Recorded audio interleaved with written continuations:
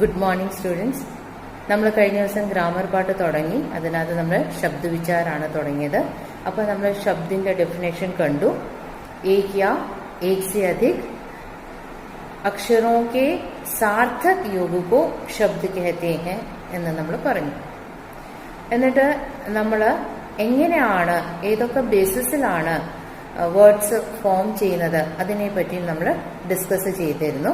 അപ്പൊ ഇവിടെ words form ചെയ്യുന്നത് ഒന്ന് അർത്ഥ കെ ആധാർ പർ, on the basis of meaning. മീനിങ്ങിനെ ബേസ് ചെയ്തുകൊണ്ട് നമുക്ക് വേർഡ് ഫോർമേഷൻ ഉണ്ട്. രണ്ട് വ്യുത്പത്തി കെ ആധാർ പർ, വ്യുത്പത്തി എന്ന് പറഞ്ഞാൽ ബനാവട്ടാണ്, അതെങ്ങനെയാണ് ഉണ്ടാക്കിയിരിക്കുന്നത്, രൂപരേഖപ്പെടുത്തിയിരിക്കുന്നത്, അതിനെ ബേസ് ചെയ്തുകൊണ്ട് അടുത്ത ഡിവിഷൻ വന്നിരിക്കുന്നു. മൂന്നാമത്തേത് ഉത്പത്തി കെ ആധാർ പർ. ഉത്പത്തി എന്ന് പറഞ്ഞു കഴിഞ്ഞാൽ നമ്മളത് ഓൾറെഡി കണ്ട ഒരു ടോപ്പിക്കാണ്. ഉത്പത്തി കെ ആധാർ പർ, എങ്ങനെയാണ് ശബ്ദം ഉണ്ടാവുന്നതെന്ന്. ഉത്പത്തി ബേസ് ഫോർമേഷൻ ആണ്, എവിടെ നിന്നാണ് ഉത്ഭവിച്ചത്, അതിനെയാണ് ഉത്പത്തി എന്ന് പറയുന്നത്. ഉത്പത്തി കെ ആധാർ പർ ശബ്ദഭേദ്. നാലാമത്തെ വാക്യ കെ ആധാർ പർ ശബ്ദഭേദ്. അപ്പൊ ഇങ്ങനെ ശബ്ദവിചാരണകത്ത് നമ്മൾ കാറ്റഗറൈസ് ചെയ്യുന്നത് വേർഡ്സ് ഏതൊക്കെ രീതിയിലാണ് നമ്മുടെ ലാംഗ്വേജിൽ ഫോർമുലേറ്റ് ചെയ്തിരിക്കുന്നത്. അപ്പം വേർഡ്സ് ഏതൊക്കെ ഫോർമുലേറ്റ് ചെയ്തിരിക്കുന്നത്, 4 രീതിയിലാണ് നമ്മുടെ ലാംഗ്വേജിൽ വേർഡ്സ് ഫോർമുലേറ്റ് ചെയ്തിരിക്കുന്നത്. ഒന്ന് അർത്ഥ കെ ആധാർ പർ, അർത്ഥ കെ ആധാർ പർ ബേസ്ഡ് ഓൺ മീനിങ്, അർത്ഥത്തിനെ ആധാരമാക്കിക്കൊണ്ട്. രണ്ട് വ്യുത്പത്തി കെ ആധാർ പർ, വ്യുത്പത്തി എന്ന് പറഞ്ഞാൽ ബനാവട്ട്, അതിന്റെ രൂപരേഖയാണ്. വ്യുത്പത്തി കെ ആധാർ പർ. മൂന്ന് ഉത്പത്തി കെ ആധാർ പർ, ഒറിജിൻ, എവിടെ നിന്നാണോ ആ വാക്കിന്റെ ഒറിജിൻ, അതിനെ ബേസ് ചെയ്തുകൊണ്ട്. 4 വാക്യ കെ ആധാർ പർ, അത് യൂസേജ് ആണ്, usage of the words in A sentence, അതാണ് വാക്യ കെ ആധാർ പർ ശബ്ദ കാ അർത്ഥ. അപ്പൊ നമുക്ക് ഓരോന്നോരോന്നായിട്ട് നോക്കേണ്ടതുണ്ട്. ഡീറ്റെയിൽ ആയിട്ട് 4 പഠിക്കാനുണ്ട്. നമ്മൾ ഉത്പത്തി കെ ആധാർ പർ നമ്മൾ ഓൾറെഡി കഴിഞ്ഞ ക്ലാസ്സിൽ കണ്ടതാണ് അല്ലെ. ഉത്പത്തി കെ ആധാർ പർ എങ്ങനെയാണ് ഒറിജിൻ ആയത്, അതിനെ ബേസ് ചെയ്തുകൊണ്ട് വരുന്നതാണ് ഉത്പത്തി കെ ആധാർ പർ ശബ്ദം എന്ന് പറയുന്നത്. അപ്പൊ ഉത്പത്തി കെ ആധാർ പർ ശബ്ദം പഠിച്ചപ്പോൾ നമ്മള് എത്ര രീതിയിലാണ് പഠിച്ചത്? 4 രീതിയിലുള്ള വേർഡ്സ് നമ്മൾ നോക്കി. ഏതൊക്കെയാ?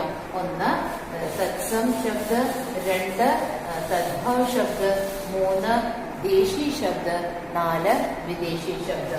ഒന്ന് തത്സം ശബ്ദ, 2 തദ്ഭവ ശബ്ദ, 3 ദേശി ശബ്ദ,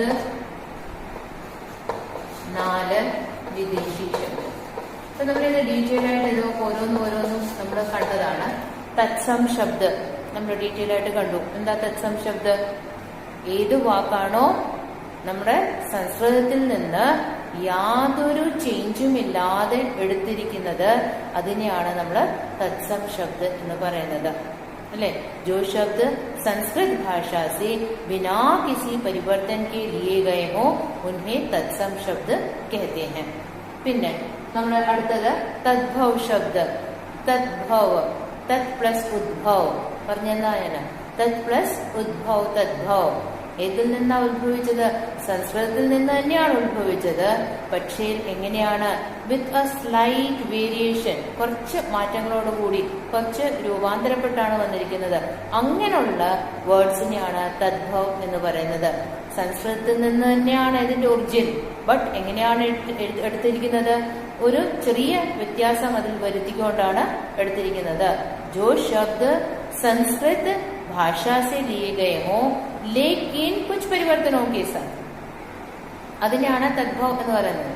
ജോ ശബ്ദ സംസ്കൃത് ഭാഷാ സെ कुछ परिवर्तनों के साथ लिए गए हो उन्हें तद्भव शब्द कहते हैं. പിന്നെ നമ്മൾ കണ്ടു ദേശി ശബ്ദ. ഇപ്പം റീജിയണൽ ലാംഗ്വേജസിൽ നിന്ന് എടുത്തിരിക്കുന്ന വാക്കുകളെയാണ് നമ്മൾ ദേശി ശബ്ദ എന്ന് പറയുന്നത്. അപ്പൊ അത് ആര്യ ലാംഗ്വേജ് ആയിരിക്കത്തില്ല, അനാര്യ ലാംഗ്വേജും ആകാം റീജിയണൽ ലാംഗ്വേജസിന്. ഇപ്പം ഗാഡി, ഗാഡി ഒരു ദേശീയ ശബ്ദ. കപ്പട, കപ്പട ഒരു ദേശീയ ശബ്ദ.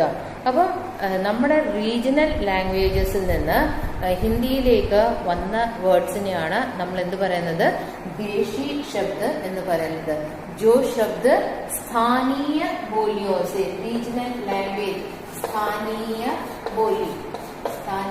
बोलियों से लिए गए हों उन्हें देशज शब्द कहते हैं. तो എന്താ देशज? जो शब्द പ്രാചീന അനാര്യ ഭാഷാओं से, ആര്യ ഭാഷ അല്ലാത്ത ഭാഷകളെയാണ് അനാര്യ ഭാഷ എന്ന് പറയുന്നത്. अनार्य भाषाओं से या स्थानीय बोलियों से लिए गए हों उन्हें देशज शब्द कहते हैं. जो शब्द अनार्य भाषाओं से या स्थानीय बोलियों से लिए गए हों उन्हें देशज शब्द कहते हैं. പിന്നെ വിദേശി ശബ്ദ നമുക്കറിയാം, ഫോറിൻ ലാംഗ്വേജസിൽ നിന്ന് നമ്മൾ അതേപടി സ്വീകരിച്ചിട്ടുള്ള എല്ലാ വേർഡ്സും വിദേശി ശബ്ദമാണ്. അപ്പൊ ഇത്രയും കാര്യങ്ങൾ നമ്മൾ ഓൾറെഡി കണ്ടു. അപ്പൊ ഇത് 4 കൂടാതെ നമ്മൾ ഒരെണ്ണം കൂടെ കണ്ടു. എന്താണ്? സങ്കര ശബ്ദ എന്ന് പറഞ്ഞ് കണ്ടു. ചില വൈയാകരൻ ഇതിനെ കൂടെ മാനിക്കുന്നുണ്ട്. സങ്കര ശബ്ദ. സങ്കർ എന്ന് വെച്ചാൽ എന്താ? Combination of any two. അപ്പൊ ഇതിനകത്തുനിന്ന് രണ്ടിനകത്തും ഏതെങ്കിലും 2 വന്നു കഴിഞ്ഞാൽ, ഇപ്പൊ ഫോർ എക്സാമ്പിൾ ദേശിയും വിദേശിയും കൂടെ നമ്മൾ ചേർത്ത് ഒരു വാക്കുണ്ടാക്കുന്നു. എക്സാമ്പിൾ ആയിട്ട് നമ്മളെടുത്ത റെയിൽ ഒരു വാക്കാണ്. നമുക്കറിയാം റെയിൽ വിദേശി ശബ്ദമാണ്. റെയിൽ, REIL, റെയിൽ അല്ലെ? അപ്പൊ റെയിൽ നമ്മൾ ഹിന്ദിയിൽ എടുത്ത ഒരു വേർഡാണ്, റെയിൽ വേർഡ്. അതിന്റെ കൂടെ ദേശി, ഇപ്പൊ ഞാനൊരു എക്സാമ്പിൾ പറഞ്ഞു, ഗാഡി എന്ന് പറയുന്നത് ദേശി ശബ്ദമാണ്. അപ്പൊ റെയിൽ പ്ലസ് ഗാഡി എന്ന് പറയുന്നത് എന്താകും? റെയിൽ പ്ലസ് ഗാഡി, റെയിൽ ഗാഡി. അപ്പൊ റെയിൽ ഗാഡി എന്ന് പറയുന്നത് ഏത് വാക്കാണ്? ശങ്കർ ശബ്ദാണ്. മനസ്സിലായോ? അപ്പൊ എന്താ ശങ്കർ ശബ്ദ?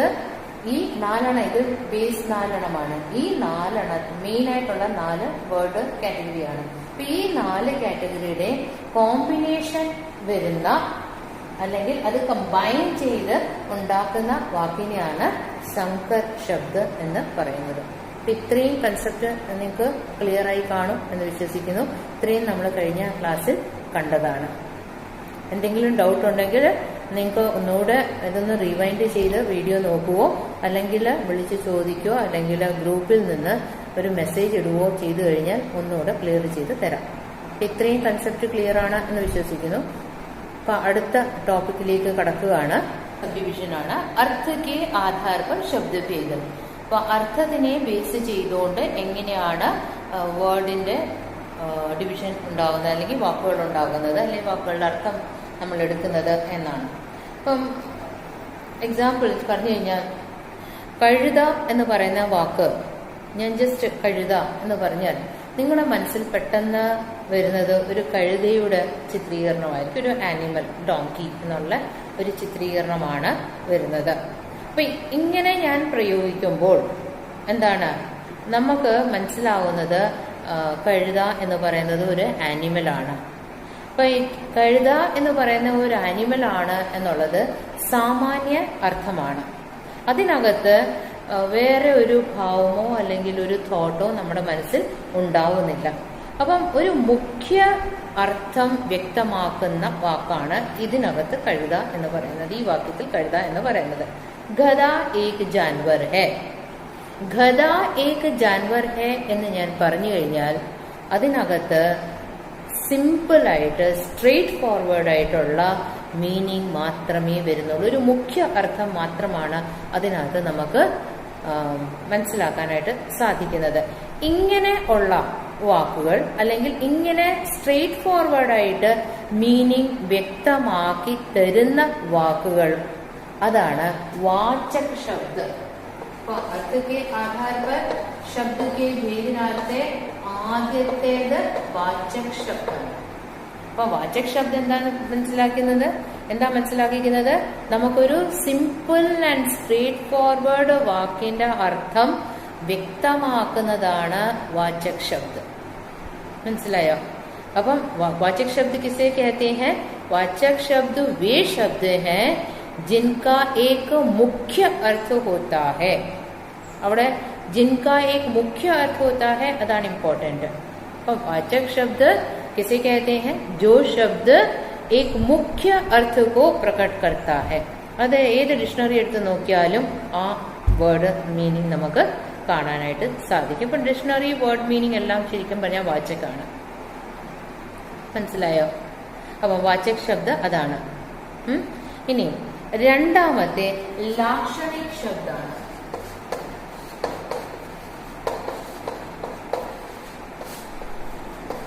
ലാക്ഷണിക് ശബ്ദം. ലാക്ഷണിക് എന്ന വാക്കിന്റെ അർത്ഥം തന്നെ ലക്ഷണം അനുസരിച്ച് എന്നാണ്. ചിലരുടെ ലക്ഷണം കണ്ട് നമ്മൾ ചില കാര്യങ്ങൾ അല്ലെ വാക്കുകൾ പ്രയോഗിക്കാറുണ്ട് അല്ലെ. അതിനെയാണ് ലാക്ഷണിക് ശബ്ദം എന്ന് പറയുന്നത്. ഇപ്പൊ ഈ കഴുതേനെ തന്നെ നമ്മൾ എടുക്കാം. നമുക്ക് ഒരു കുട്ടീനെ കണ്ടിട്ട് നമ്മൾ പറയാം, നീ വെറും കഴുതയാടാ. അപ്പൊ നീ വെറും കഴുതയാടാ അല്ലെങ്കിൽ ആടി എന്ന് പറയുമ്പോൾ, വെറും കഴുത എന്ന് പറയുമ്പോൾ നമുക്കുടെ മനസ്സിൽ ആ ഒരു ആനിമലിന്റെ രൂപമല്ല ഒരിക്കലും വരുന്നത്. ആണോ? അല്ല അല്ലെ. നീ വെറും കഴുതയാന്ന് പറഞ്ഞാൽ യു ആർ സിമിലർ ടു അല്ലെ. ആ ഒരു കഴുതയുടെ ഏതൊക്കെയോ ക്വാളിറ്റീസ് എന്തിലുണ്ട്? ആ ചൂണ്ടിക്കാണിക്കുന്ന വ്യക്തിയിലുണ്ട് എന്നാണ്. അപ്പം അത് ലക്ഷണങ്ങളെ ബേസ് ചെയ്തുകൊണ്ടാണ് ആ അർത്ഥം എടുത്തിരിക്കുന്നത്. അപ്പം എന്താ പറയുന്നത്, ഗദ ഏക് ജാൻവർ ഹെ എന്ന് പറയുന്നതും തു നിരാഗദ ഹെ എന്ന് പറയുന്നതായിട്ടും വ്യത്യാസമുണ്ട്. ഗദ ഏക് ജാൻവർ ഹെ എന്ന് ഇൻഡിക്കേറ്റ് ചെയ്യുമ്പോൾ സിമ്പിൾ സ്ട്രെയിറ്റ് മീനിങ് ആണ് വരുന്നത്. But you are A donkey എന്ന് പറയുമ്പോൾ, നീ വെറും കഴുതയാണ് എന്ന് പറയുമ്പോൾ ആ സെൻസ് അല്ല ഉണ്ടാവുന്നത്. മനസ്സിലായി? അപ്പൊ ലക്ഷണങ്ങളെ ബേസ് ചെയ്തുകൊണ്ട് അർത്ഥം പ്രകടമാകുന്നിടത്താണ് എന്ത് വരുന്നത്? ലാക്ഷണിക് ശബ്ദ എന്ന് നമ്മൾ പറയുന്നത്. അപ്പം ജബ് കോയി ശബ്ദ अर्थ को न बताकर उसके गुण या लक्षण को बताता है उसे लाक्षणिक शब्द कहते हैं. വേർഡ് മീനിങ് അല്ല പറയുന്നത്. വേർഡ് മീനിങ്ങിനെ ബേസ് ചെയ്തുകൊണ്ടല്ല ഇത് എടുക്കുന്നത്. എന്തിനെ ബേസ് ചെയ്തുകൊണ്ടാണ്? ഗുണങ്ങളെ അല്ലെങ്കിൽ ദോഷങ്ങളെ അല്ലെങ്കിൽ ലക്ഷണങ്ങളെ ബേസ് ചെയ്തുകൊണ്ടാണ് എടുക്കുന്നത്. അതിനെയാണ് നമ്മൾ ലാക്ഷണിക് ശബ്ദ എന്ന് പറയുന്നത്. മനസ്സിലായി കാണും എന്നത് വിശ്വസിക്കുന്നു. ഇപ്പൊ ലാക്ഷണിക് ശബ്ദത്തിനകത്ത് അർത്ഥം എടുക്കുന്നത് എന്തിനെ ബേസ് ചെയ്തുകൊണ്ടാണ്? ക്വാളിറ്റിയെ ബേസ് ചെയ്തുകൊണ്ടാണ്, ലക്ഷണങ്ങളെ ബേസ് ചെയ്തുകൊണ്ടാണ് എടുക്കുന്നത്. മനസ്സിലായോ? മൂന്നാമത്തെ വ്യഞ്ജക് ശബ്ദാണ്. 3 വ്യഞ്ജക്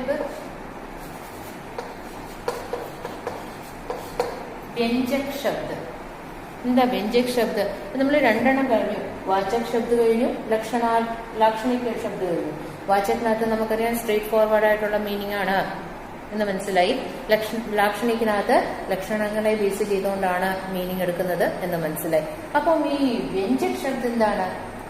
വാചകമല്ല ലാക്ഷണികമല്ലാത്ത വാക്കുകളാണ് വ്യഞ്ജക് ശബ്ദം എന്ന് വെച്ചാൽ ഒരു അർത്ഥം പ്രകടമാകും, പക്ഷേ അതിനകത്തൊരു ഗൂഢമായ അർത്ഥമായിരിക്കും ഉള്ളത്, അല്ലെങ്കിൽ ഒരു ഇൻഡിക്കേഷൻ മാത്രമായിരിക്കും ഉള്ളത്.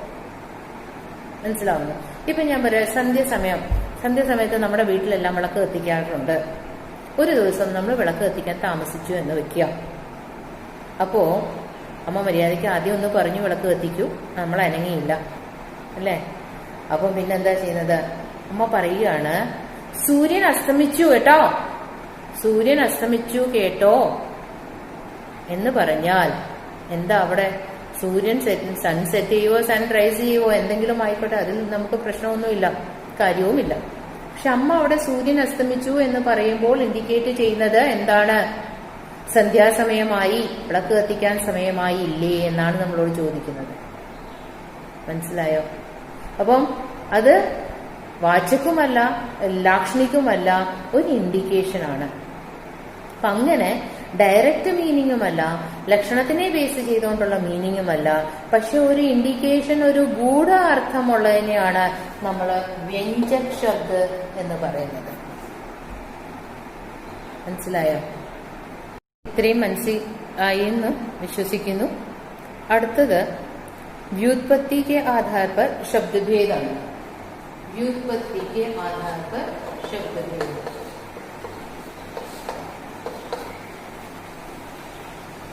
व्युत्पत्ति के आधार पर शब्दभेद എന്ന് പറയുമ്പോൾ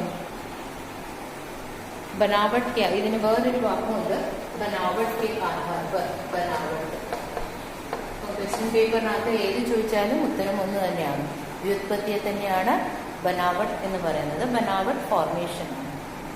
ഇതിനകത്ത് നമുക്ക് അറിഞ്ഞിരിക്കേണ്ട കുറച്ച് കാര്യങ്ങൾ. ഒന്ന്, റൂട്ട് ശബ്ദം. എന്താ ഈ റൂട്ട് ശബ്ദം? നമുക്കിവിടെ ശ്രദ്ധിക്കേണ്ട കാര്യം, നമ്മൾ ശബ്ദ പഠിച്ചപ്പോൾ നമ്മൾ പറഞ്ഞു അക്ഷരോं के सार्थक योग से शब्द बनते हैं അല്ലെ? അക്ഷരോं के सार्थक योग से शब्द बनते हैं എന്ന് നമ്മൾ പഠിച്ചു. അപ്പം അത് തന്നെയാണ് നമ്മൾ ഇവിടെ എടുക്കാൻ പോകുന്നത്. ഇപ്പം ല പ്ലസ് ദ പ്ലസ് ക, ഇത് മൂന്നും കൂടെ ചേരുമ്പോഴാണ് ലൊല്ലെടുക്കാൻ ആവുന്നത് അല്ലെ? അപ്പം ല പ്ലസ് ഡ പ്ലസ് ക എന്ന് പറയുമ്പോൾ എന്തായിരിക്കും? അത് ലടുക്ക എന്ന ആകും. ഇവിടെ ശ്രദ്ധിക്കേണ്ടത്, ല എന്ന അക്ഷരത്തിന് ഇൻഡിപെൻഡന്റ് ആയിട്ട് ല എന്ന അക്ഷരത്തെ എടുത്തു കഴിഞ്ഞാൽ ഇത് മീനിങ്ലെസ് ആണ്. മീനിങ് വല്ലതും ഉണ്ടോ? ഇല്ല. ഡ ഇൻഡിപെൻഡന്റ് ആയിട്ട് എടുത്താൽ അതിന് വല്ല അർത്ഥമുണ്ടോ? അതുമില്ല. ക ഇൻഡിപെൻഡന്റ് ആയിട്ട് എടുത്തു കഴിഞ്ഞാൽ അതിന് വല്ല അർത്ഥമുണ്ടോ? അതുമില്ല. പക്ഷേ ഇത് മൂന്നും കൂടെ കമ്പൈൻ ചെയ്ത് കഴിയുമ്പോൾ നമുക്ക് കിട്ടുന്ന ഒരു വേർഡാണ് ലടുക്ക. ആ വേർഡ് മീനിങ് ഫുള്ളാണ്. മനസ്സിലായോ? അപ്പം റൂഢ ശബ്ദം എന്ന് പറയുമ്പോൾ എന്തുവാ? ജിൻകെ കണ്ഠ കാ കുച്ച് അർത്ഥ നഹി ഹോത. ഇതിനെ നമ്മൾ കഷ്ണിച്ചിട്ടാൽ ഇതിന് യാതൊരു അർത്ഥവും ഇല്ല. അപ്പൊ ഇങ്ങനെ നമ്മുടെ വർണ്ണങ്ങൾ അല്ലെങ്കിൽ അക്ഷരങ്ങൾ യോജിച്ച് കഴിഞ്ഞ് ഉണ്ടാകുന്ന വേർഡ് അത് മീനിങ് ഫുൾ ആയിരിക്കും. പക്ഷെ ഈ വേർഡിനെ നമ്മൾ ഖണ്ഡിച്ചാൽ ഒരു മീനിങ് തിരിച്ചാ പ്രോസസ്. ഈ വാക്കിനെ നമ്മളിങ്ങനെ ഖണ്ഡിച്ചാൽ യാതൊരു മീനിങ്ങും ഇതിന് ഉണ്ടാവുകയില്ല. അങ്ങനെയുള്ള വേർഡിനെയാണ് റൂഢ ശബ്ദം എന്ന് പറയുന്നത്. മനസ്സിലായി? ദാറ്റ് മീൻസ് റൂട്ട് ശബ്ദം എന്ന് പറഞ്ഞാൽ ടോട്ടലി ബേസ് വേർഡാണ്. അതിനെ ഖണ്ഡിച്ചാൽ അതിനർത്ഥം ഉണ്ട്. ചില വാക്കുകളെ ഖണ്ഡിച്ചാൽ നമുക്ക് അർത്ഥമുണ്ടാവും അല്ലേ? അതിലേക്കാണ് നമ്മൾ വരാൻ പോകുന്നത്. അപ്പൊ റൂട്ട് ശബ്ദം എന്ന് പറഞ്ഞാൽ എന്താ?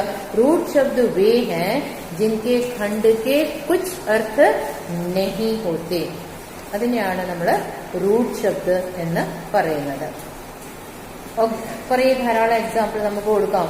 മേസ്, നിങ്ങളുടെ ക്ലാസ്സിൽ കിടക്കുന്നത് ടേബിൾസ്. മേസ് എങ്ങനെയാ ബ്രേക്ക് ചെയ്യാം? മേ പ്ലസ് ജ, മേക്ക് അർത്ഥമില്ല, ജയ്ക്ക് അർത്ഥമില്ല. പക്ഷെ രണ്ടും കൂടെ കമ്പൈൻ ചെയ്ത് കഴിയുമ്പോഴത്തേക്ക് എന്താകും? അതൊരു മീനിങ് ഫുൾ വാക്ക് ആകും. അപ്പൊ റൂട്ട് ശബ്ദ കിസെ कहते हैं जो शब्द जिनके खंड का, ഇതാണ് ഖണ്ഡ് ചെയ്ത് വെച്ചിരിക്കുന്നത്, ബ്രേക്ക് ഡൗൺ ചെയ്ത് വെച്ചിരിക്കുന്നത്. ജിൻകെ ഖണ്ഡ് കാ कोई अर्थ नहीं होता उन्हें रूट शब्द कहते हैं. മനസ്സിലായോ? റൂട്ട് ശബ്ദം. അടുത്തത് യൗഗിക് ശബ്ദമാണ്. രണ്ടാമത്തേത് യൗഗിക് ശബ്ദം. എന്താ യൗഗിക് ശബ്ദം? योग मीन्स कॉम्बिनेशन. योग എന്ന് വെച്ചാൽ എന്താണ്? കോമ്പിനേഷൻ. ഫോർ എക്സാമ്പിൾ, പാഠശാല. ഇങ്ങനെ ബ്രേക്ക് ചെയ്യാൻ നമുക്ക് പാഠ പ്ലസ് ശാല.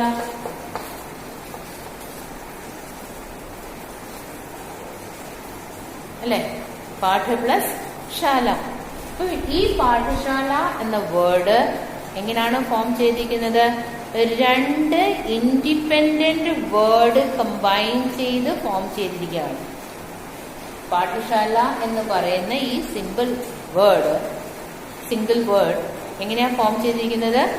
രണ്ട് ഇൻഡിപെൻഡന്റ് ആയിട്ടുള്ള വാക്കുകൾ ചേർന്നിട്ടാണ് അത് ഫോം ചെയ്യുന്നത്. അപ്പൊ അതിനെയാണ് യൗഗിക് ശബ്ദം എന്ന് പറയുന്നത്. എന്താ യൗഗിക് ശബ്ദം? അപ്പം രണ്ടോ രണ്ടിലധികമോ വാക്കുകൾ, ഇൻഡിപെൻഡന്റ് വാക്കുകൾ ജോയിൻ ചെയ്ത് ഫോം ചെയ്യുന്ന വാക്കുകളെയാണ് യൗഗിക് ശബ്ദം എന്ന് പറയുന്നത്. ഇപ്പൊ ഇവിടെ എടുത്ത് നോക്കൂ, പാഠിന് മീനിങ് ഉണ്ട്, ശാലയ്ക്കും മീനിങ് ഉണ്ട് അല്ലെ? രണ്ടിനും മീനിങ് ഉണ്ട്. അപ്പൊ ഈ മീനിങ് ഫുൾ ആയിട്ടുള്ള രണ്ട് വാക്കുകൾ ചേർന്നാണ് ഇതിന് ഫോം ചെയ്തിരിക്കുന്നത്. അപ്പം യൗഗിക് ശബ്ദം എന്താണെന്ന് വ്യക്തമായല്ലോ. എന്താ യൗഗിക് ശബ്ദം? രണ്ടോ രണ്ടിലധികമോ അർത്ഥവത്തായ വാക്കുകൾ ജോയിൻ ചെയ്ത് ഒരു ന്യൂ വേർഡ് ഫോം ചെയ്തതിനെയാണ് യൗഗിക് ശബ്ദ് എന്ന് പറയുന്നത്. മനസ്സിലായോ? ഇപ്പൊ ദുർജൻ, ഒരു വേറൊരു ദുർജൻ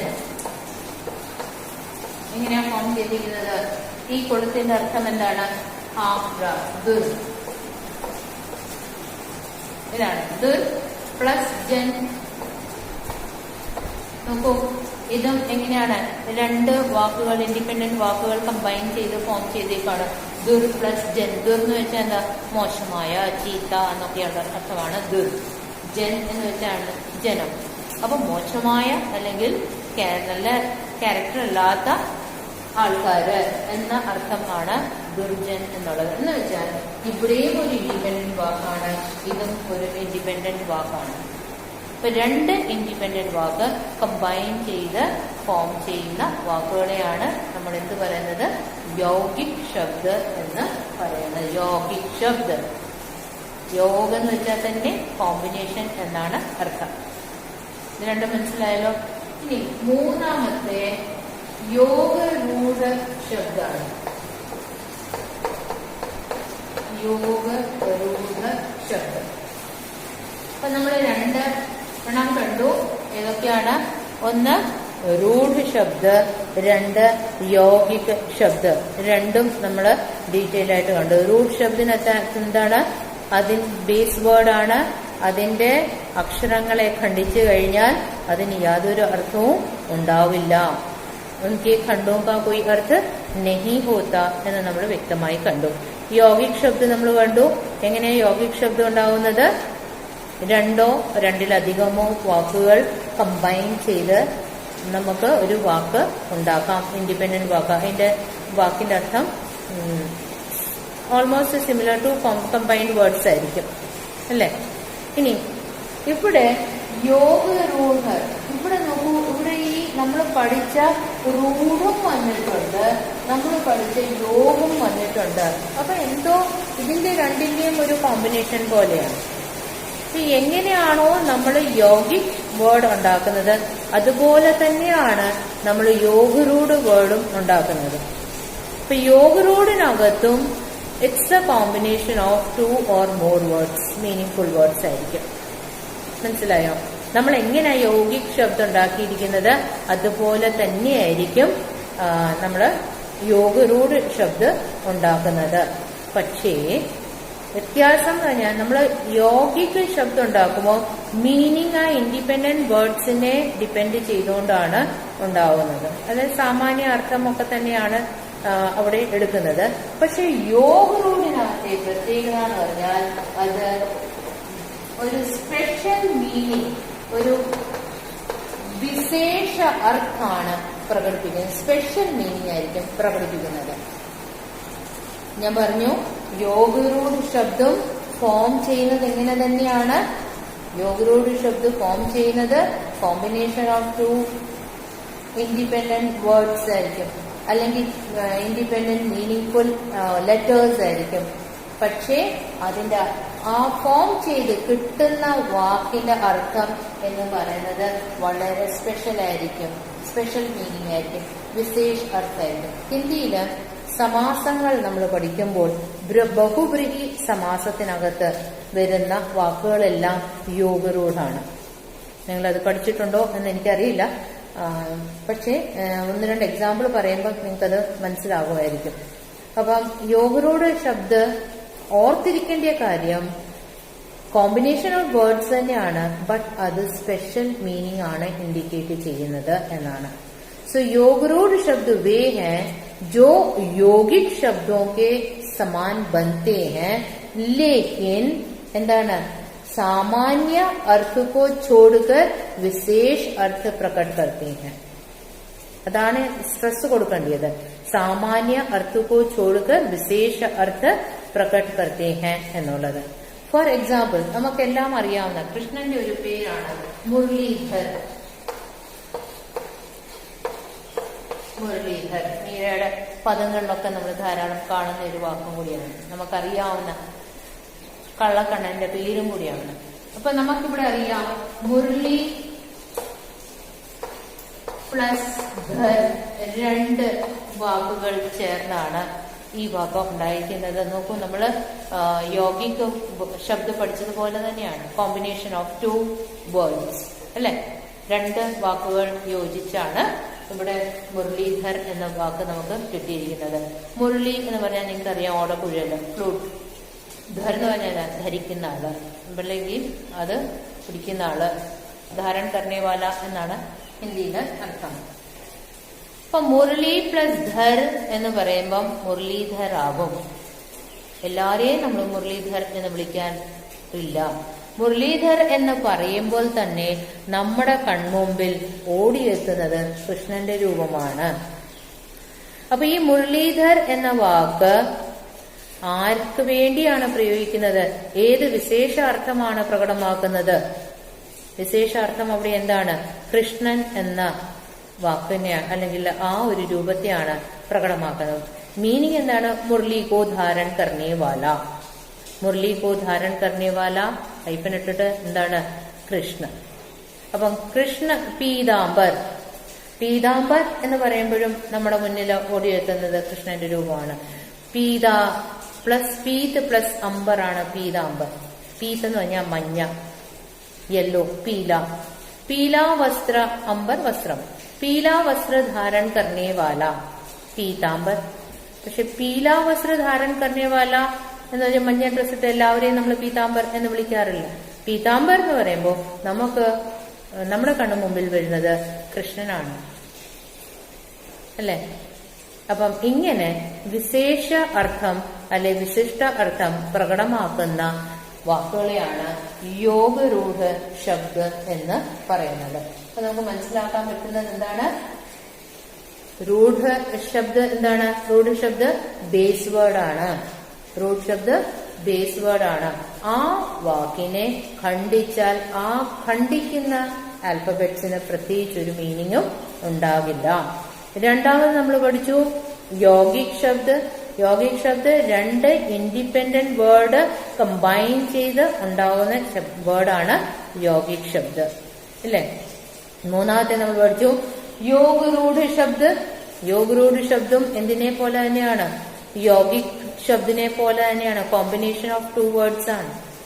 പക്ഷേ ഇതിനകത്ത് ഒരു വ്യത്യാസം എന്ന് പറയുന്നത് യോഗിക്കിനകത്ത് സാമാന്യ അർത്ഥമാണ് വ്യക്തമാകുന്നതെങ്കിൽ യോഗരൂഢിനകത്ത് നമുക്ക് സാമാന്യം അർത്ഥമല്ല വ്യക്തമാക്കുന്നത്. ഒരു വിശിഷ്ടാർത്ഥം, ഒരു സ്പെഷ്യൽ മീനിങ് ആണ് നമുക്ക് മനസ്സിലാക്കാനായിട്ട് സാധിക്കുന്നത്. മനസ്സിലായോ? ഇപ്പം വേറൊരു ഉദാഹരണം പറയാം. പങ്കജ്. നമുക്കറിയാം പങ്കജ് എന്ന് പറയുമ്പോൾ നമ്മുടെ മുന്നിൽ പെട്ടെന്ന് കൺമുമ്പിൽ ഓടിയെത്തുന്നത് താമരപ്പൂവിനെയാണ് നമ്മൾ ഓർക്കുന്നത്. പക്ഷെ പങ്കജ്, പങ്ക് എന്ന് പറഞ്ഞാൽ ചെളി എന്നർത്ഥം. ചെളിയിൽ ജ ഉത്പന്ന എന്നർത്ഥം. പങ്കജ്, പങ്ക് മേ ഉത്പന്ന, കീച്ചട് മേ ഉത്പന്ന എന്നാണ് അതിന്റെ അർത്ഥം. അപ്പൊ പങ്കജ് എന്ന് പറഞ്ഞാൽ ചെളിയിൽ നിൽക്കുന്ന എല്ലാത്തിനെയും നമ്മൾ പങ്കജ് എന്ന് പറയത്തില്ല. പങ്ക് മേ ഉത്പന്ന പങ്കജ് എന്ന് പറഞ്ഞു കഴിഞ്ഞാൽ നമ്മള് കമൽ എന്നാണ് ആ അർത്ഥം എടുക്കുന്നത്. അപ്പൊ അങ്ങനെ വിശിഷ്ടാർത്ഥം അല്ലെങ്കിൽ സ്പെഷ്യൽ മീനിങ് എടുക്കും നമ്മള് യോഗരൂഢിനകത്ത്. ഇതാണ് യോഗിക്കും യോഗരൂഢുമായി തമ്മിലുള്ള വ്യത്യാസം. സിമിലാരിറ്റി എന്താ? രണ്ടും കോമ്പിനേഷൻ ഓഫ് വേർഡ്സ് ആണ്. യോഗിക്കും യോഗരൂഢും കോമ്പിനേഷൻ ഓഫ് വേർഡ്സ് ആണ്. പക്ഷേ യോഗിക്കിനകത്ത് സാമാന്യ അർത്ഥം എടുക്കുമ്പോൾ യോഗരൂഢിനകത്ത് വിശേഷാർത്ഥമാണ് എടുക്കുന്നത്. ഇതാണ് നമ്മൾ ഓർത്തിരിക്കേണ്ടത്. മനസ്സിലായോ? മനസ്സിലായി കാണും എന്ന് വിശ്വസിക്കുന്നു. അടുത്ത ടോപ്പിക്ക് നമുക്ക് അടുത്തതായിട്ട് പഠിക്കാനുള്ളത് പ്രयोग के आधार पर शब्दभेദാണ്. പ്രयोग के आधार पर शब्दभेद. യൂസിനെ ബേസ് ചെയ്ത്, ബേസ്ഡ് ഓൺ യൂസസ് എങ്ങനെയാണ് വേർഡ് ഫോർമേഷൻ ഉണ്ടാവുന്നത്. ഇത് പഠിക്കുന്നതിന് മുമ്പ് ചെറിയ ക്ലാസ്സിൽ നമ്മൾ പഠിച്ച ഒരു ടോപ്പിക്കിലേക്കാണ് ഞാൻ നിങ്ങളെ കൊണ്ടുപോകുന്നത്. നമ്മൾ ചെറിയ ക്ലാസ്സിൽ പാർട്സ് ഓഫ് സ്പീച്ച് പഠിച്ചിട്ടുണ്ട്. ഇംഗ്ലീഷിലും പഠിച്ചിട്ടുണ്ട്, ഹിന്ദിയിലും പഠിച്ചിട്ടുണ്ട്. ആ പാർട്സ് ഓഫ് സ്പീച്ച് നിങ്ങളുടെ മനസ്സിൽ തന്നിരിക്കണം. നമ്മൾ പഠിച്ചു പാർട്സ് ഓഫ് സ്പീച്ച് ഏതൊക്കെയാ?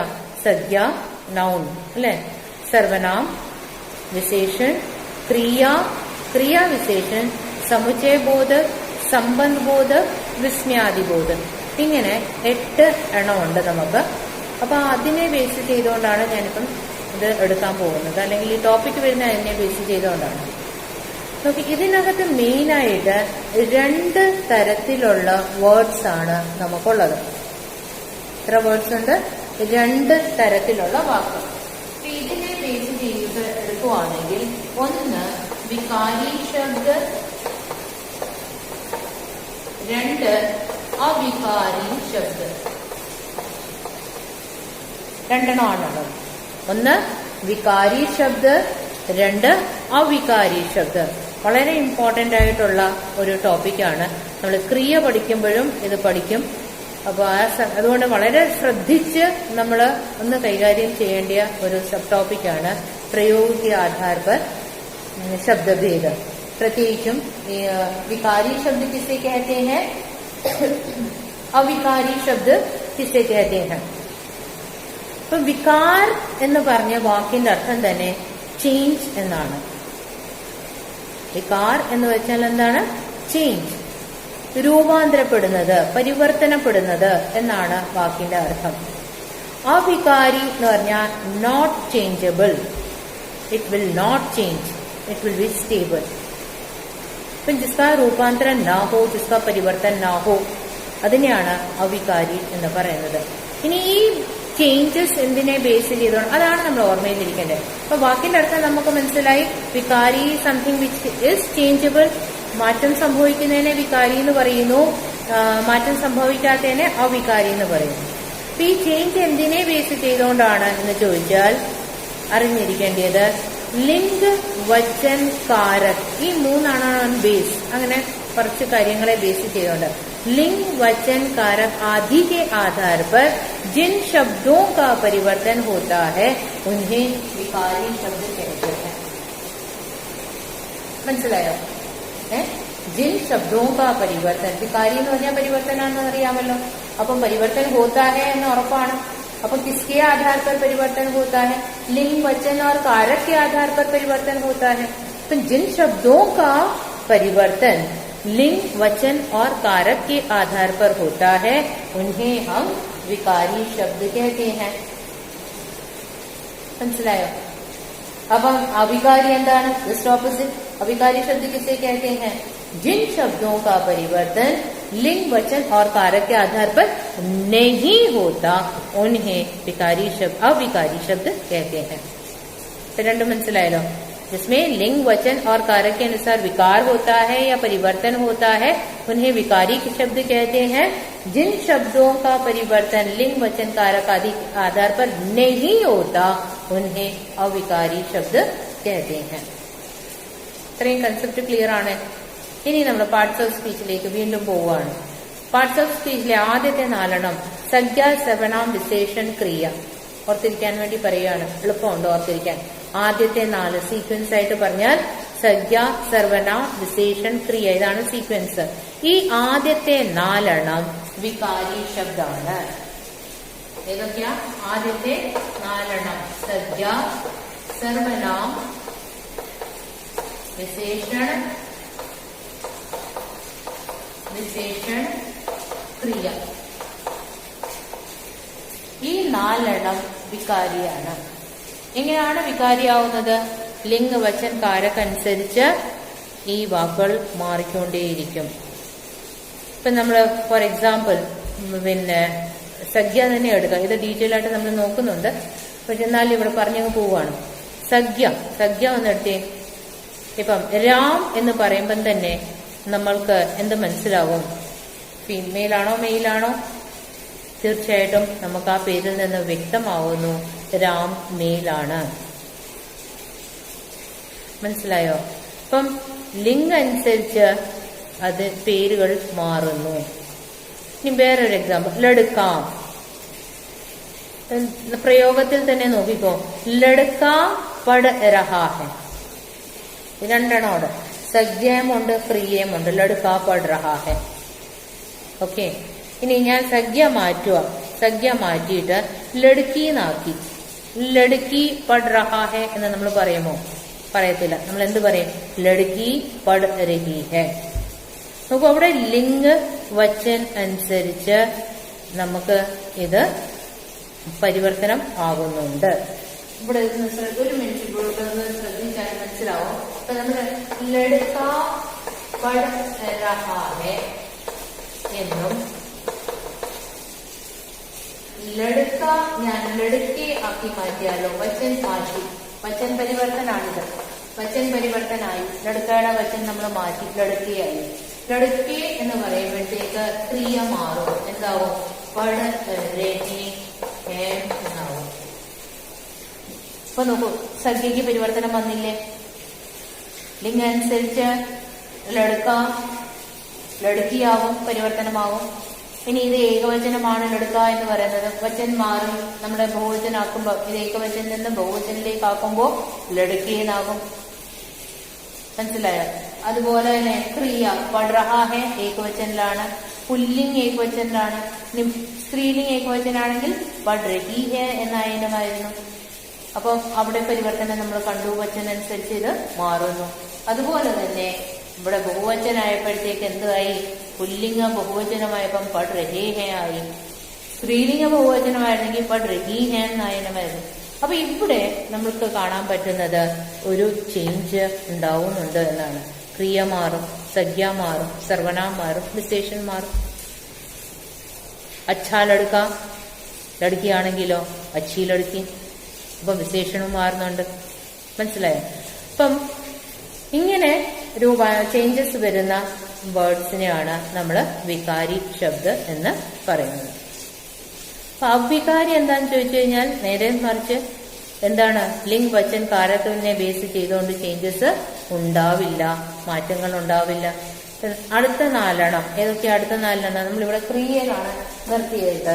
അടുത്തതാണ് ക്രിയാവിശേഷൻ, സംബന്ധ ബോധക്, സമുച്ചയ ബോധക്, വിസ്മയാദി ബോധക്. ഇത് നാലെണ്ണം നോൺ ചേഞ്ചബിൾ ആണ്. എന്തിനെ ബേസ് ചെയ്തുകൊണ്ട്? ലിംഗ് വചൻ കാരകത്തിനെ ബേസ് ചെയ്തുകൊണ്ട് ഇതിന് ചേഞ്ച് വരില്ല. അപ്പൊ അങ്ങനെ ചേഞ്ച് വരാത്ത വാക്കുകളെയാണ് എന്ത് പറയുന്നത്? അവികാരി. ഇപ്പം എനിക്ക് രാമിനെ ഒന്ന് വിളിക്കണം, ഹേ രാം എന്ന് വിളിക്കാം. സീതയെ വിളിക്കണമെങ്കിൽ ഹി സീത എന്ന് പറയില്ലല്ലോ, നമ്മള് ഹേ സീത എന്ന് തന്നെ പറയും. ആ ഹേ എന്ന് പറയുന്നത് വിസ്മയാദിബോധക, ഹേ ഭഗവാൻ, ഹേ ദേവി. അവിടെ ഹേ ഹി ആവുന്നില്ല, അതിനൊരു ചേഞ്ച് ഉണ്ടാവുന്നില്ല. മനസ്സിലായോ? അപ്പം രാം ധീരെ ധീരെ ഭാഗ്താ ഹെ, രാമനായതുകൊണ്ട് ഞാൻ ധീരെ ധീരെ ക്രിയാവിശേഷൻ പ്രയോഗിച്ചു. ധീരെ ധീരെ ഭാഗ്താ ഹെ, സ്ലോ ആയിട്ടാണ് ഓടുന്നത്. സീത ധീരി ധീരി ഭാഗ്തി ഹെ എന്ന് പറയില്ലല്ലോ, സീത ധീരെ ധീരെ ഭാഗ്തി ഹെ. അപ്പം ക്രിയാവിശേഷൻ അവിടെ യാതൊരു ചേഞ്ചും ഉണ്ടാവുന്നില്ല. മനസ്സിലായോ? അതുപോലെ സമുച്ചയ ബോധം, ഓർ, ഏവം, തഥ, ഇതൊക്കെയാണ് സമുച്ചയ ബോധം ജോയിൻ ചെയ്യാനായിട്ട് യൂസ് ചെയ്യുന്ന വാക്ക്. സ്ത്രീലിംഗിലാണെങ്കിലും പുല്ലിംഗിലാണെങ്കിലും ഏകവചനാണെങ്കിലും ബഹുവചനാണെങ്കിലും എന്താണെങ്കിലും അതിനകത്ത് മാറ്റം വരത്തില്ല. രാം ഓർ ലക്ഷ്മൺ എന്ന് പറയുന്നത് പോലെ തന്നെ സീത ഓർ ഗീത, അതിനകത്ത് എന്ത് മാറുന്നില്ല? ഓർ മാറുന്നില്ല. അപ്പൊ ഇങ്ങനെ ലിംഗ് വചൻ കാരകനെ ബേസ് ചെയ്തുകൊണ്ട് മാറ്റം വരാത്ത വാക്കുകളെയാണ് നാം എന്ത് പറയുന്നത്? അവികാരി ശബ്ദ് എന്ന് പറയുന്നത്. कंसेप्ट क्लियर आया है? प्रयोग के आधार पर शब्द के दो भेद हैं, विकारी और अविकारी. विकारी शब्द किसे कहते हैं? जिन शब्दों में लिंग वचन और कारक के आधार पर कोई परिवर्तन नहीं होता या कोई विकार नहीं होता, उसे अविकारी शब्द अविकारी शब्द कहते हैं. थोड़ा പറയാ, जिन शब्दों में लिंग वचन कारक के अनुसार परिवर्तन होता है या विकार होता है उसे विकारी शब्द कहते हैं. जिन शब्दों में परिवर्तन नहीं होता लिंग वचन और कारक के आधार पर उन्हें अविकारी शब्द कहते हैं. കൺസെപ്റ്റ് ക്ലിയർ ആണ്? അപ്പൊ അതിനകത്ത് ഓർത്തിരിക്കാൻ വളരെ സിമ്പിൾ ആണ്. ആദ്യത്തെ നാലെണ്ണം പാർട്സ് ഓഫ് സ്പീച്ചിലെ ആദ്യത്തെ നാലെണ്ണം സംജ്ഞ, സർവനാം, വിശേഷൺ, ക്രിയ, ഇത് നാലും വികാരിയാണ്. ഓർത്തിരിക്കേണ്ടി വളരെ മസ്റ്റായിട്ട് ഓർത്തിരിക്കേണ്ട കാര്യമാണത്. ആദ്യത്തെ പാർട്സ് ഓഫ് സ്പീച്ചിലെ നാലെണ്ണം സംജ്ഞ, സർവനാം, വിശേഷൺ, ക്രിയ. ആദ്യത്തെ നാലെണ്ണം വികാരിയും അടുത്ത നാലെണ്ണം ക്രിയ, വിശേഷൺ, സമുച്ചയ ബോധക്, സംബന്ധ ബോധക്, അതുപോലെ തന്നെ വിസ്മയാദിബോധക് ഇത് എന്താണ്? അവികാര്യം ആണ്. ക്ലിയർ ആയോ? എല്ലാവർക്കും മനസ്സിലായി കാണും എന്ന് വിശ്വസിച്ചുകൊണ്ട് ഇന്നത്തെ ക്ലാസ് ഇവിടെ ഞാൻ നിർത്തുന്നു. Thank you students.